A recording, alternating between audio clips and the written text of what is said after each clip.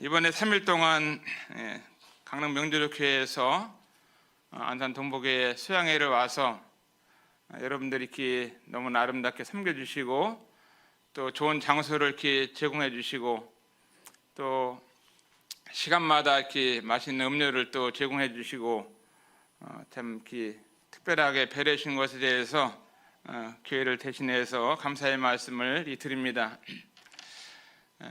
강릉 명조교회가 주님 안에서 죄들보다 오래되고 또 믿음의 길을 걸어오신 이 사실을 기억할 때 격려가 되고 또 많은 위로를 받게 되어서 주님 앞에 감사한 마음이 있습니다. 저희 가정에는 이제 그 자녀들을 9명을 이렇게 함께 살고 있는데 이번에 이제 그 9명 가운데 2 자녀가 5째하고 9째가 강원도 강릉 자비원 불교기관에서 입양을 했습니다. 그 2 아이들이 고향이 강원도예요. 강릉.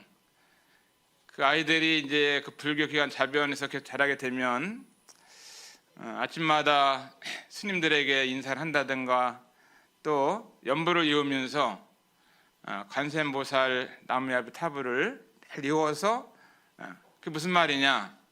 관세음보살이라고 하는 이런 그 우상이 있는데 그 우상 앞에 나무아비탑을 나의 모든 이 시간과 이 마음과 물질을 들여서 그 관세음보살님을 위해 살겠습니다 하는 이런 뜻인데 말도 하지 못하는 이 우상 앞에 우상을 섬기면서 자기의 모든 것을 드린다고 하는 이와 같은 삶인데 그런 아이들을 이제 2 아이들이 거기서 있을 때 저희 아내는 한 영혼의 가치를 생각하면서 강릉까지 와서 입양을 하게 됐습니다. 그래서 이제 강릉을 생각하게 되면은 2 자녀의 고향이기도 하기 때문에 제 마음 가운데는 늘 그 애착이 있고 또 9째 이번에 오면서도 요셉아 네 고향이 강원도 강릉인데 네 고향 간다 하면서 좋아하고 바다를 처음 가면서 어제는 바닷속에서 이렇게 놀기도 하는 시간을 가졌습니다. 우리 성도님들과 함께 이제 이 땅을 살아오면서 우리가 살아가고 있는데 여러 가지 어려운 일을 당할 때가 많이 있죠. 저나 우리 성도님들이나 또 강릉 식구들 가운데도 말하지 못할 이런 고민도 있고 또 어려움을 당할 때 누군가의 도움을 받으면서 또 살게 될 때 위로가 되고 힘이 되잖아요. 하나님의 은혜를 받게 되면은 더 또 위로가 되고 힘이 되죠. 그럴 때 이제 우리가 주님 앞에 가는 그날까지 다른 사람들을 돕고 다른 사람들을 도움을 잊고 살아가게 될 때 어렵지만 이 세상을 살아가게 되는 것입니다. 그러면서 우리에게 가장 큰 도움을 주시는 분이 계신데 그분이 우리 주님이신데 오늘 말씀을 통해서 선으로 도우시는 하나님 이와 같은 주제를 가지고 하나님 말씀을 잠시 나누면서 생각해 보기를 원합니다. 선으로 도우시는 하나님. 저는 이제 그 구약 성경 가운데 창세기를 보면 요셉에 대한 생애를 볼 수가 있습니다.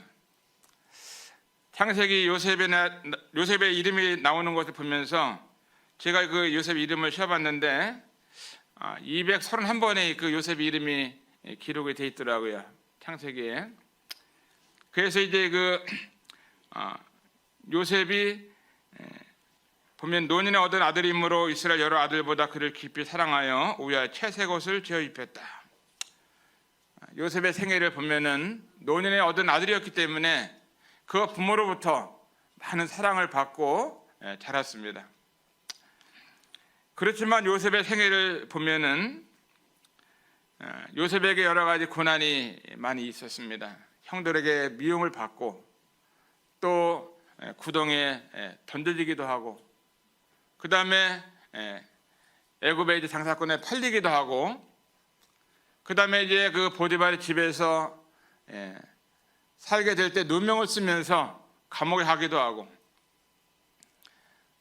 이렇게 하나님 앞에 사랑을 받고 부모 앞에 사랑을 받는 요셉이었지만 어떻게 보면은 그 삶 가운데 보면은 많은 고난이 있었고 어려움을 당했어요. 저나 여러분들의 삶 가운데도 보면은 하나님의 사랑을 받고 부모의 사랑을 받고 살아가지만 때때로 알게 모르게 고난을 당하는 이와 같은 시간들이 많이 있습니다. 그런데 그와 같은 어려운 시간들을 당할 때 하나님께서 우리를 선으로 우리를 도우신다고 하는 말씀을 첫 번째로 드리고 싶은데, 첫 번째 하고 싶은 말씀은 어려운 일을 당할 때 선으로 도우시는 하나님이 우리에게 계시다고 하는 사실을 말씀을 드리고 싶습니다. 창세기 39장 7절에도 보면은 그 후에 그 주인의 처가 요셉에게 눈짓하다가 동침하기를 청하니 날마다 요셉에게 청했다 하는 말씀이 있습니다. 한 여인을 통해서 요셉에게 유혹이 오게 됐고, 그 유혹을 물리치게 될 때에 누명을 쓰면서 감옥을 가잖아요. 근데 이 감옥 갔을 때 이 감옥에는 왕을 섬기는 이와 같은 사람들이 감옥에 갇히는 이와 같은 감옥이었습니다. 요셉은 어떤 훌륭한 전문 대학에서 정치학을 배우거나 어떤 경제학을 배우거나 또 나라를 이끌어갈 수 있는 이와 같은 것을 배운 적이 없어요. 그런데 어떻게 보면 하나님의 경륜 가운데 요셉이 누명을 써서 간 이 감옥은 왕을 섬기던 이 장관들이 있는 이와 같은 곳에 가서 오랜 시간을 지내면서 거기서 이제 개인적으로 개인 학습을 받았다고 볼 수 있습니다. 요셉이 그때는 어려움이 되었고 힘들었지만 그 왕의 죄수를 가두는 곳이었는데 요셉이 함께 갇혀가지고 하나님의 놀라우신 선하신 도움이 요셉에게 그 감옥에서도 있었습니다. 창세기 39장 21절에 보면은 여호와께서 요셉과 함께 하시고 그에게 인자를 더하사 전 옥에게 은혜를 받게 하시매, 이런 말씀이 있습니다. 이 감옥에 있는데 하나님께서 요셉과 함께 하셨다 하는 것입니다. 이 말씀이 은혜가 되는 말씀이죠. 우리의 어떤 궁궐 같은 삶을 산다 할지라도 그곳에 하나님께서 우리와 함께하지 않는다고 하면은 우리의 마음 가운데 평안도 또 기쁨도 또 희락도 없잖아요. 그런데 이 요셉의 삶 가운데 이 감옥에서 지내고 있는 시간에 하나님께서 함께 하셨다고 하는 것이 얼마나 위로가 되고 또 힘이 되고 또 능력이 되고, 어떻게 보면은 요셉만 어려움을 당할 때 하나님이 함께 하시는 것이 아니라 저나 여러분의 삶 가운데서 어려움을 당할 때 하나님이 우리와 함께 하신다는 사실을 말씀을 드리고 싶은 것입니다. 하나님은 우리에게 참 선으로 도우시는 하나님이시고 또 어려운 일을 당할 때 하나님께서 우리를 도우시는 이 사실을 보면서 우리 강릉 명주로 성도님들에게 우리의 말씀을 드리고 싶은 것은 어려운 일을 당할 때도 선하신 하나님께 우리를 도우신다고 하는 말씀을 드리고 싶습니다. 창세기 41장 57절에서 보면은 각국 백성도 양식을 사려고 애굽으로 돌아와 요셉에게 이르렀으니 기근이 온 세상에 심함이었더라. 온 세상이 기근을 들었습니다. 기근이 이스라엘에도 기근이 들었고 애굽에도 기근이 들었고 온 세상에 기근이 들었을 때 애굽에 있는 요셉이 총리가 되었을 때 이스라엘의 자기 형들이 곡식을 사러 왔습니다. 요셉은 이 형들을 알아보았고 또 이 곡식을 그들에게 돈을 가져왔지만 돈을 받지 아니하고 곡식을 주면서 그 형들이 부모들이 살 수 있는 온 세상에 기근이 들었을 때 이제 하나님의 은혜를 통해서 선하신 도우심을 통해서 어려울 때 그들이 살 수 있는 은혜를 입게 됐습니다. 이것이 얼마나 놀라운 일인지, 우리들의 삶 가운데도 어려운 일을 만날 때 하나님께 우리를 도우시는 이 사실이 너무 위로가 된다고 하는 것을 말씀을 드려요. 우리가 인생을 살아가다 보면은 괴로울 때 또 시달릴 때, 또 염려가 있을 때, 또 힘이 없을 때, 연약할 때 많은 여러 가지 이런 일들이 많이 있는데 그럴 때도 하나님 우리를 도우시는 걸 기억하면서 제가 찬송을 한 곡 불러드리겠습니다. 찬송의 제목은 괴로울 때 주님의 얼굴 보라, 이런 찬송인데요. 이 찬송 가운데도 주님이 함께 하시고 우리를 도우시는 은혜가 있다는 것을 기억하면서 찬송을 한번 불러보겠습니다. 괴로울 때 주님의 얼굴 보라, 평화의 주님 바라보아라. 세상에서 시달린 친구들아, 위로의 주님 바라보아라. 눈을 들어 주를 보라, 내 모든 염려 주께 맡겨라. 슬플 때에 주 예수 얼굴 보라, 사랑의 주님 안식 주리라. 힘이 없고 내 마음 연약할 때 능력의 주님 바라보아라. 주의 이름 부르는 모든 자는 힘주시고 늘 지켜주시리. 눈을 들어 주를 보라, 내 모든 염려 주께 맡겨라. 슬플 때에 주 예수 얼굴 보라, 사랑의 주님 안식 주시리. 감사합니다. 우리 성도님들 이 땅 살아가는 동안에 괴로운 일도 많이 있고 또 시달리는 이 같은 시간들도 있을 수 있고, 그 다음에 힘이 없을 때도 있고, 또 연약할 때도 있는데 그때에도 주님이 우리를 도우시는 것을 보면서 감사가 됩니다. 사람이 어릴 때는 이제 무릎에 힘이 있습니다. 무릎에 힘이 있어서 애들이 잘 교단해요. 어린이날 보면 어린아이들 뭐 교단이고 그러겠죠. 그 다음에 좀 젊으면은 이제 힘이 무릎에서 올라와서 허리에 이제 힘이 있습니다. 그 잘 뭐 짐도 잘 지고 다닐 수 있고 힘을 이제 있어가지고, 근데 나이가 들게 되면은 이제 다리에도 힘이 없고 허리도 힘이 없어가지고 아파가지고 다 이제 입에만 힘이 있어요. 입에만. 그래서 할머니 할아버지들 보면은 기운이 없지만 있는 힘을 다해서 얘야 하고 부릅니다. 얘야. 근데 자식들이 들었는데도 대답을 안 해요.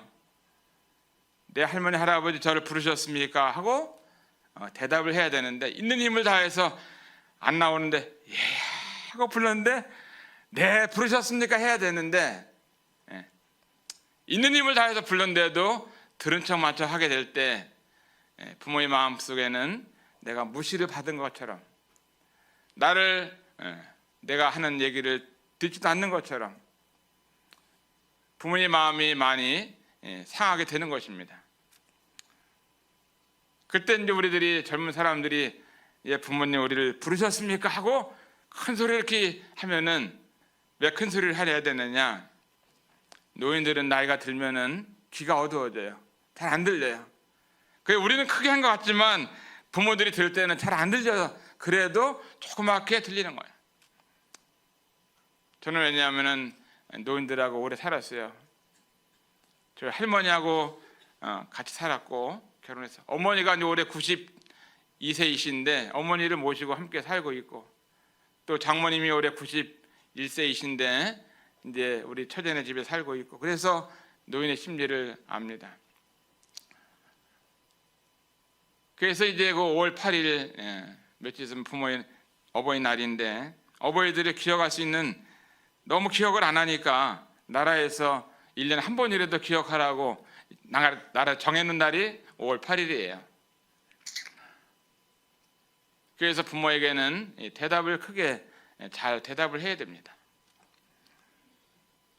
자식이 컬럭하면은 아이고 우리 자식 감기 걸렸나 봐, 독감인 것 같아 하면서 약방이나 병원을 데리고 가는데 아버지 어머니가 컬럭 원래 우리 아버지 어머니는 찬바람만 불면 해수균이 있어갖고 기침을 한다고 병원을 갈 생각도 안 하고 약국 갈 생각도 안 하고, 아유 우리 아버지 어머니는 원래 기침을 그렇게 하셔. 그게 아니죠. 부모님에 대해서 우리 믿는 성도들이 잘 돌볼 필요가 있는 것이죠. 제가 어릴 때 바나나를 먹은 기억이 나는데요. 우리 어머님이 시장 가셔가지고 그 바나나를 사다가 이렇게 주시는데 지금 같은 바나나가 아니에요. 다 물른 거죠. 까만 거죠. 근데 그렇게 맛있잖아요. 근데 부모님은 그런 걸 잡수시지 않고 우리를 기르기 위해서 사다가 주신 부모님들이 우리들의 부모님이십니다. 얼마나 감사한지. 우리 어려울 때 부모님들 도우셨고 하나님께 도우셔가지고 우리가 여기까지 오게 됐습니다. 이제 부모님들이 힘이 없을 때 자녀들이 잘 돌보는 것은 마땅한 것이고 당연한 것이고 자녀로서 해야 되는 이 같은 일인 것을 보게 되면서 우리 하나님께서 우리를 어렵고 어려운 일을 당할 때 선으로 우리를 도우시는 하나님에 대해서 감사한 마음이 있어서 찬송을 드렸습니다. 어떻게 잘했나요? 네, 잘했죠. 찬송을 하나님께 드리는 건데 얼마나 좋아요.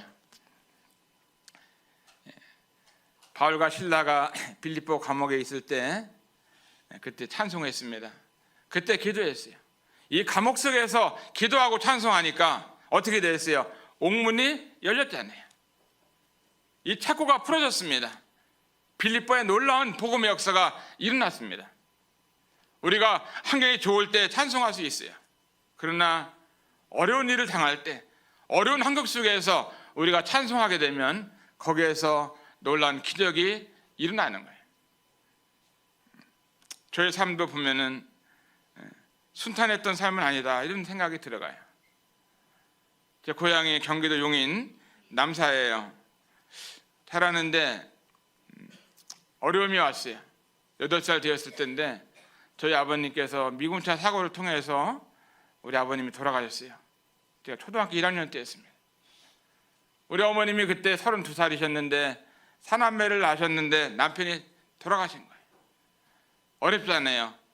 그 시대에 남편이 있어도 힘든 세대인데 얼마나 어려울 때. 그런데 그 시대에 우리를 돕기 위해서 하나님께서 저 영국에서 선교사님들을 보내셔가지고 그 대한민국의 수많은 땅들 가운데서 용인 남사 위임이 저희 고향으로 한 선교사를 보내주셨어요. 그리고 한 50호 사는 동네에 이 선교사 함께 살았어요. 그리고 예배당도 짓고 하나님 말씀도 듣고 또 하나님의 놀라운 복음도 듣고 예수님 믿게 되고 또 교회 생활하면서 신앙생활을 시작했는데 얼마나 감사한지 하나님이 우리를 그 어려울 때 도우신 걸 보면서 앞으로 가도 깜깜하고 또 뒤로 가도 깜깜하고 또 옆으로 가도 깜깜하기 같은 시간들이었지만 하나님께서 저희들을 복음을 통해서 구원하시기 위해서 한 선교사를 보내서 거기서 많은 영혼들이 자라서 구원받고 하나님의 일꾼들이 되었는데 가까운 이 동해에 가면은 동해 김한혜 형제 있죠? 그 형제도 그 선교사와 함께 외미 교회에서 자랐던 형제 가운데 한 형제입니다. 두 번째 드리고 싶은 말씀은 이제 질병과 고통 가운데 선으로 도우시는 하나님입니다 하는 말씀을 드리고 싶습니다. 우리 성도님들이 이 땅을 살아가면 많이 여기도 아프고 저기도 아프고 질병이 있습니다. 그런데 이런 질병과 고통 가운데서도 하나님은 선으로 우리를 도우시는 그 은혜가 있는 것을 보면서 이 성경 가운데 우리에게 말씀하고 계십니다. 욥기서 2장 7절에 보면은 사단이 이에 여호와 앞에서 물러가서 욥을 쳐서 그 발바닥에서 정수리까지 악창이 나게 한지라. 욥이 제 가운데 앉아서 기와 조각을 가져다가 몸을 긁고 있더니. 욥의 삶 가운데 보면은 얼마나 경건한 사람이었나요? 자녀들을 위해서 늘 기도하고 또 가정을 하나님께 온전히 드리고 하나님의 영광을 위해 살던 욥의 삶이었는데도 욥에게 이와 같은 고난과 질병이 찾아왔습니다. 고통이 찾아왔어요. 근데 어땠어요? 옆에 자녀들이 다 죽었는데 죽지 않은 한 아내가 있었습니다. 아내를 살려줬어요. 아내를 왜 살려줬는지 아시는 분 계신가 모르겠어요. 사탄이 자녀들은 다 이렇게 죽겠는데 그 욥의 아내는 죽지 않고 이렇게 살려줬어요. 근데 그 아내가 그러잖아요. 당신이 이렇게 고생해서 얼마나 힘들으냐고 하면서 위로하는 것이 아니라 하나님 저주하고 죽으라고 하면서 아내가 옆에서 이렇게 자꾸만 얘기합니다. 그러면 얼마나 힘들겠어요. 그 제 가운데 앉아서 기와 쪽을 가지고 몸을 긁고 있는데 하나님 저주하고 죽으라고 하면서 그렇게 악담을 할 때에도 욥은 하나님 앞에 원망하지 아니하고 하나님을 의지했던 것을 보게 됩니다.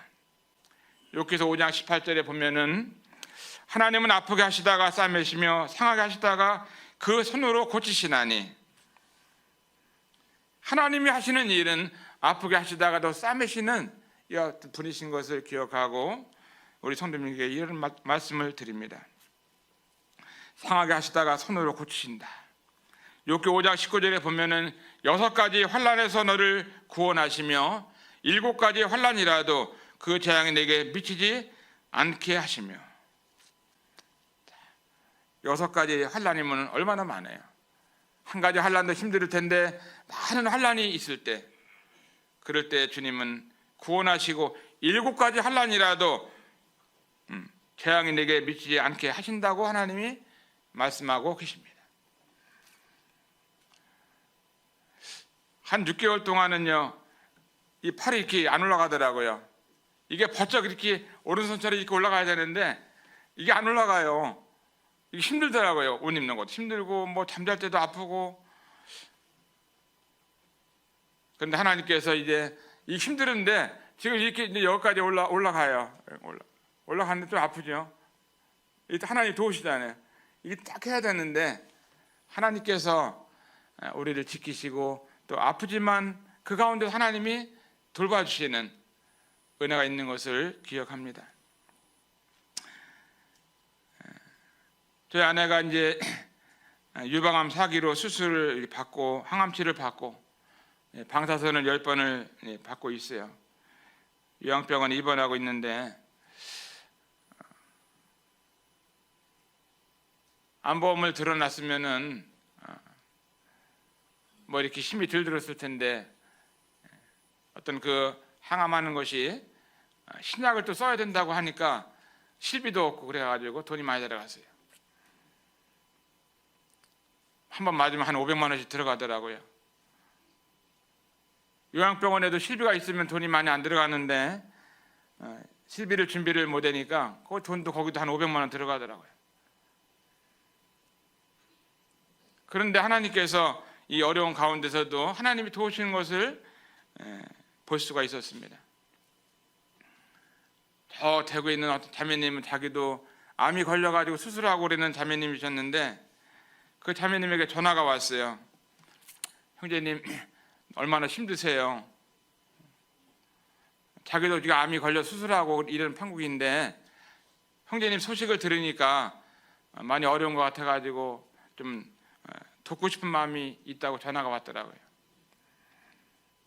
근데 그 자매님이 자기 암 걸려서 수술하는데 그 자매님이 500만 원을 돕더라고요. 자기 몸 관리하고 자기도 치료해야 되고 자기도 아파서 병원 다니고 요양해야 되는 자매님인데 이 정상인이 아니고 어려운 가운데 자기 몸도 아픈 자매님이 돕는 손길을 보면서 주님 앞에 하나님이 이렇게 도우시는구나 하는 것을 보면서 많은 위로가 되고 힘이 됐어요.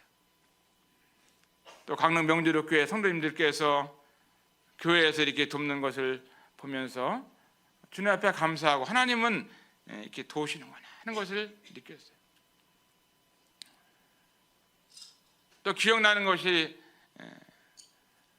미국 엠마오 성경대학을 제가 알지도 못하는데 그 성경대학의 부총장님 동생도 어떻게 페이스북에서 그걸 봐가지고 돕고 싶다고 연락이 왔어요.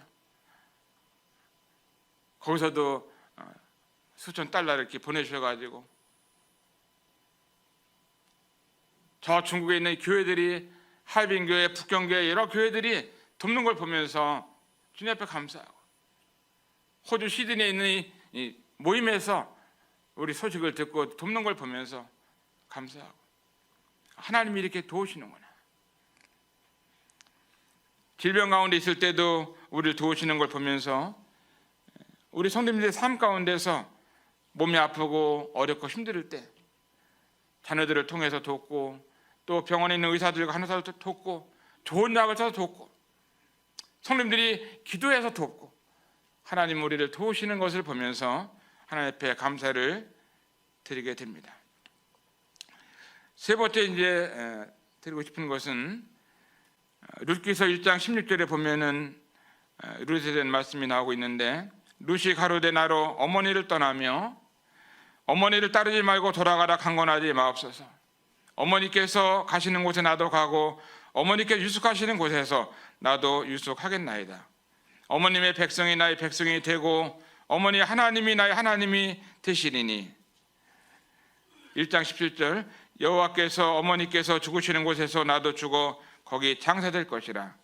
만일 내가 죽는 일 위해 어머니와 떠나면 어머니께서 여호와께서 내게 벌을 내리시고 더 내리시기를 원하나이다.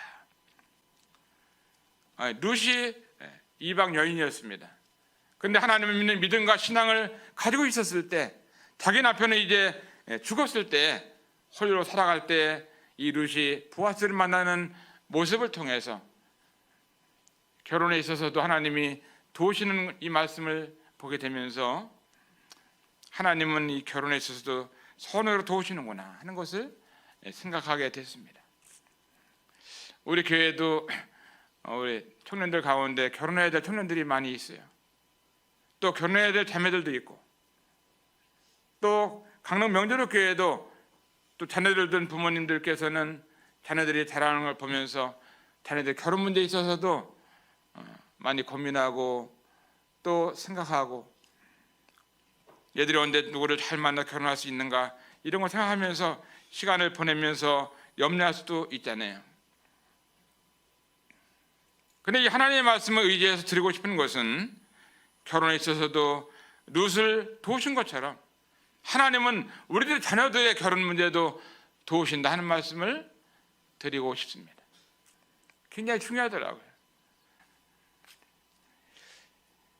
자, 룻에게 있어서 참 능력 있는 부유한 참 유망한 이 보아스를 만나서 결혼하는 모습을 통해서 저희들이 우리 주님을 믿었을 때 보아스보다 더 능력이 많은 우리 주님은 우리의 신랑이 되시는 이 사실을 보면서 우리의 삶 가운데 하나님이 얼마나 도우시고 축복하시고 인도하시고 세 번째 말씀드린 것은 결혼에 있어서도 손으로 도우신다. 다른 사람 얘기하면 그러니까 제 결혼 간증을 하게 되면은요. 제가 이제 24살 때 사역자 형제님을 통해서 자매를 이제 소개를 받았어요. 제가 강원도 양구에서 군대 생활할 때인데 자매를 소개를 받고 나서 이제 휴가를 나와서 이제 자매를 만났습니다.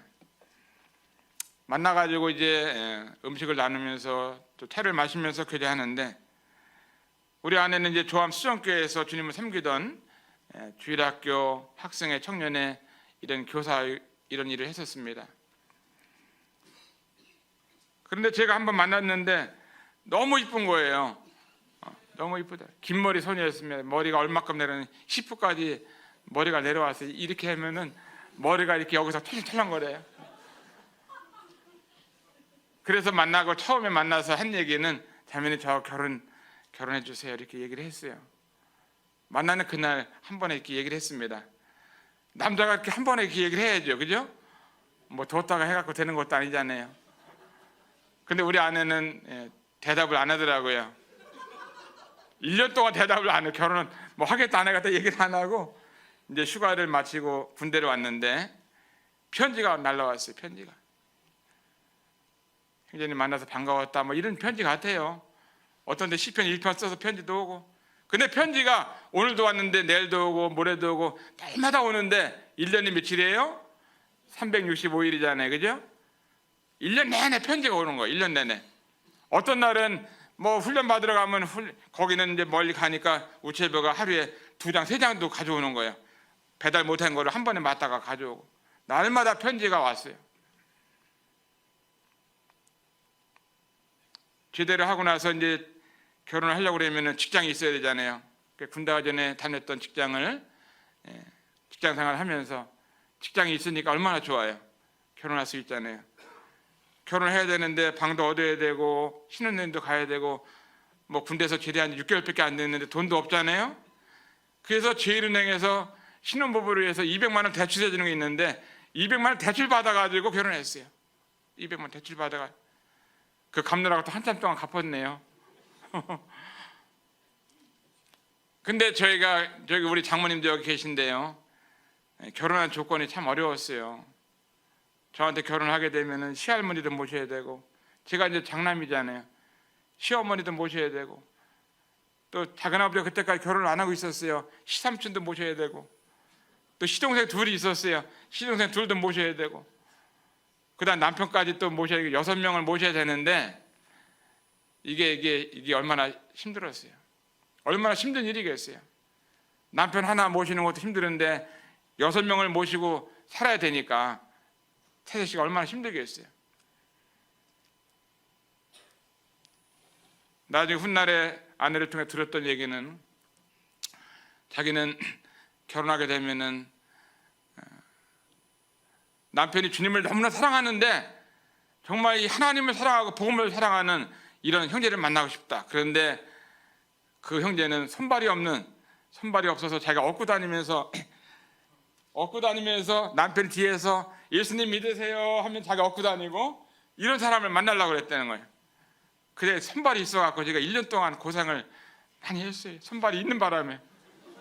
손발 없는 사람이 주님을 사랑하는 사람에서 금방 대답할 텐데 전 손발이 있어가지고 아주 힘들었습니다.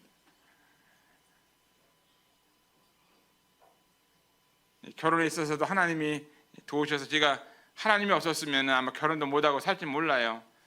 누가 저에게 시집 올 사람 누가 있겠어요? 6명씩 모시는데 여러분이 부모님이라면 이렇게 가라고 할 수 있겠어요? 힘들죠. 네 번째는 드리고 싶은 말씀은요, 모든 것을 합력하여 선으로 도우시는 하나님이시다는 말씀입니다. 모든 것이 합력하여 선으로 도우시는 하나님. 로마서 8장 28절을 보면 우리가 알거니와 하나님을 사랑하는 자 곧 그 뜻대로 부르심을 입은 자들에게는 모든 것이 합력하여 선을 이루느니라. 이 모든 것 속에는 우리가 일생을 살아가면서 모든 것이 포함되어 있어요. 모든 것이 합력하여 선을 이루신다.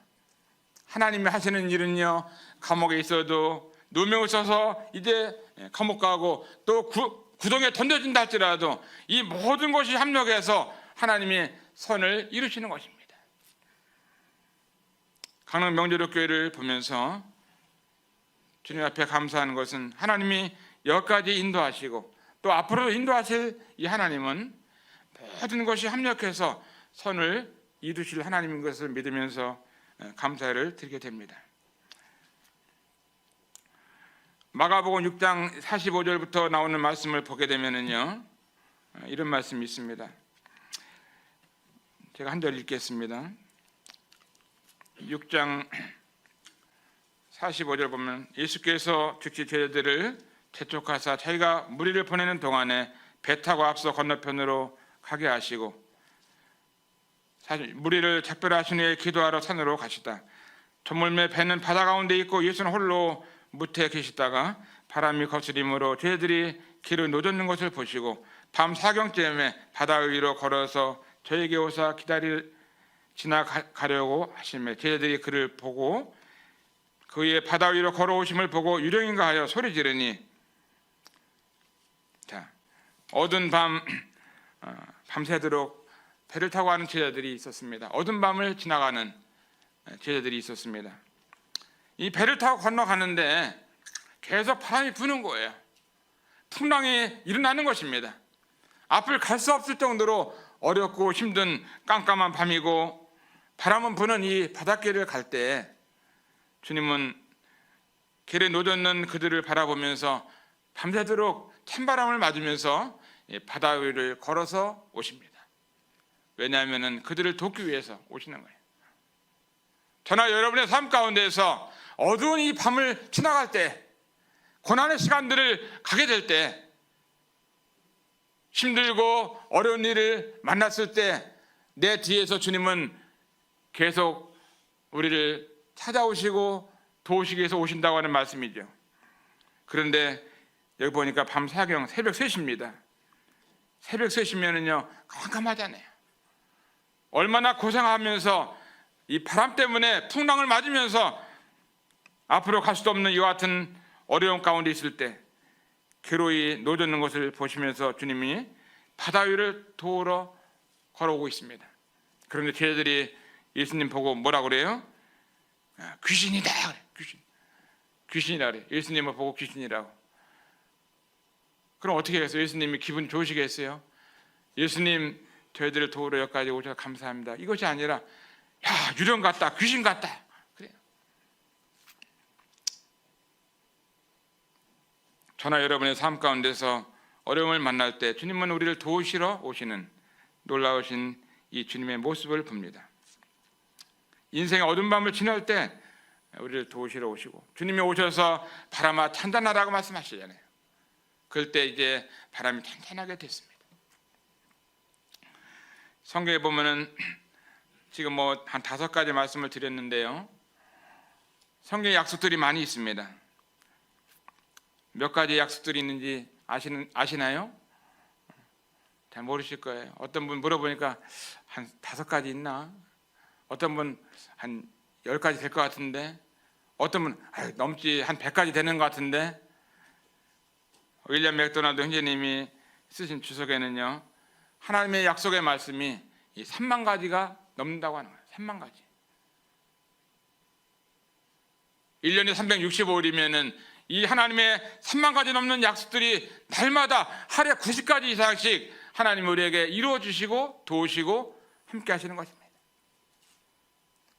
몇 가지 얘기했어요. 결혼에 있어서 모든 걸 합력해서 또 어두운 밤을 지날 때 질병이 있을 때 고난이 있을 때 우리를 도우신다는 약속을 몇 가지 했는데 3만 가지가 넘는 약속이 있다고 윌리엄 맥도날드 형제님은 말씀하고 계십니다. 하루에도 하나님께서 우리에게 이 약속을 이루시기 위해서 수십 가지 약속을 이루어 주시고 우리를 지키시고 인도해 주시고 계십니다. 제가 말씀드리고 싶은 것은 강릉 명절교회에 와서 사랑하는 성도님과 교제하면서 하나님은 우리를 선으로 도우신다. 선으로 도우시는 하나님에 대해서 말씀을 드리고 싶었습니다. 저의 삶 가운데도 하나님께서 선으로 도우시고 또 앞으로 도우실 것을 믿고 또 교회도 돕고 강릉 명절교회도 도우실 것을 믿습니다. 이 말씀을 통해서 조금이라도 위로와 격려가 되시기를 바라는 마음이 있습니다. 기도하겠습니다. 아버지 하나님, 3일 동안 강릉 명절교회에서 안산전복의 수양회를 할 수 있도록 은혜를 베풀어 주셨고 또 의미 있는 이와 같은 침례식을 또 5번 할 수 있도록 도와주셔서 아버지 하나님 앞에 진심으로 감사를 드립니다. 아버지 하나님은 우리를 선으로 도우시는 하나님이신 것을 기억하고 사랑하는 성도들의 삶 가운데서 참으로 어려운 일을 당할 때 또 질병 가운데 있을 때 또 결혼에 있을 때 여러 가지 모든 일 가운데서 어두운 밤을 지날 때에도 하나님 우리를 도우시는 하나님의 선하신 손길을 의지하고 믿음으로 살아가는 데 부족함이 없도록 아버지 하나님께서 은혜를 베풀어 주시고 도와주셨기를 원합니다. 아버지 하나님, 강릉 명주교회를 계속 은혜 가운데 도우시고 인도하시고 길 가시는 모든 일들이 주님의 선하신 도우심을 통해서 주님이 인도하시고 도와주셨기를 간절히 기도합니다. 저희들에게 좋은 시간들을 허락하시고 수양회를 이곳 할 수 있도록 하신 것을 주님 앞에 감사를 드리고 이 모든 일을 합력의 선을 이루시는 아버지 하나님 앞에 진심으로 감사를 드립니다. 이 모든 말씀을 우리를 죄에서 구원해 주신 우리 예수님의 이름으로 감사하고 기도합나이다. 아멘. 감사합니다.